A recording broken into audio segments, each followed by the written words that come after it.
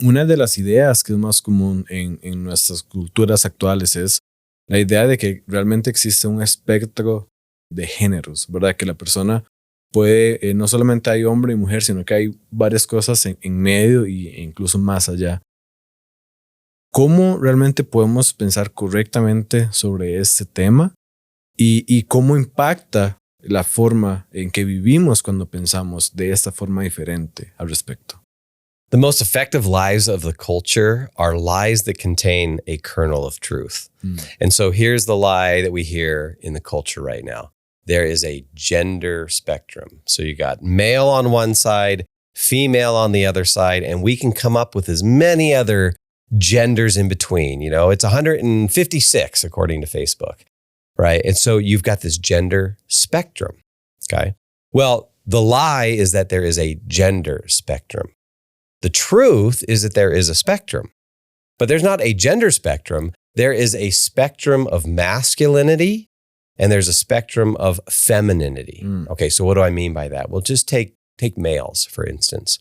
There's a spectrum of masculinity within males. So you have boys who are on one end of the spectrum, and you might say those boys are the more sensitive boys, right? This is maybe they're more quiet. They're more sensitive. They're often more sweet than other little boys. Maybe they're more attracted to artistic endeavors, right? And so this might be the kid that likes to paint and draw, or even dance, or things like that. And then on the other end of the spectrum, you might have what we call the rough and tumble boy. So this is the boy, he likes to play sports and he wants to wrestle. And he won't keep his hands off you, and he's just rowdy, right? And then the spectrum all the way to the sensitive boy, and kind of everything in between. And what we need to understand is that from the rough and tumble boy to the sensitive boy, it's all males. It's all males, but just their masculinity is expressed differently, okay? Now with girls, you've got that girly girl, right? She likes to play with dolls. She likes to dress up. She wants to put on mom's makeup.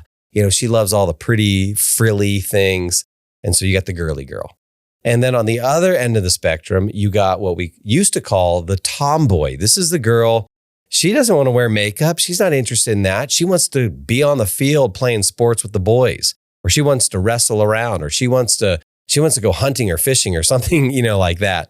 And so you've got the tomboy, and then the spectrum goes all the way to the girly girl. And what is important to affirm is that all along that spectrum, it's all girls, it's all females. All along that spectrum of masculinity, it's all males.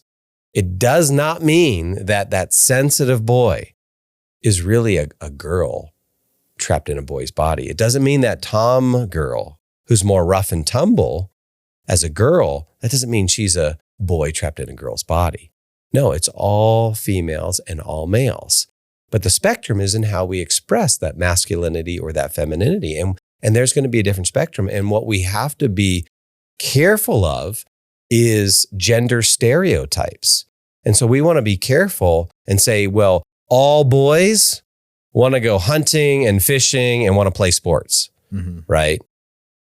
Because then what do? We leave out a whole group of boys. And what we do is we kind of separate them from masculinity.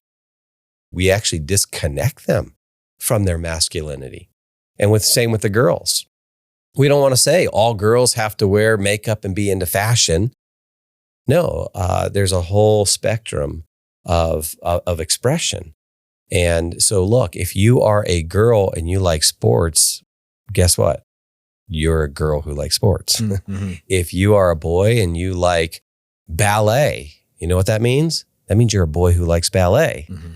And what we want to do as parents, as the church, is we want to affirm males in their masculinity wherever they are on that spectrum.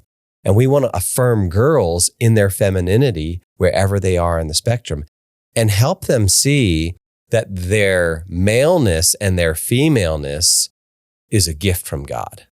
They are designed to be male. They were designed to be female. And there's all kinds of diversity in the expressions, okay? but you're still a male and you're still a female because you were designed by God that way. And we want to help them to appreciate and actually be thankful for the way that God designed them. And all of the modern gender ideology, what it's doing is it's causing them to hate who God made them to be. And so that lie will have huge consequences if they buy into that gender ideology and then start going down the path of trying to change their gender, which they never can do. Instead, the answer to this is to help them be thankful for who God made them to be.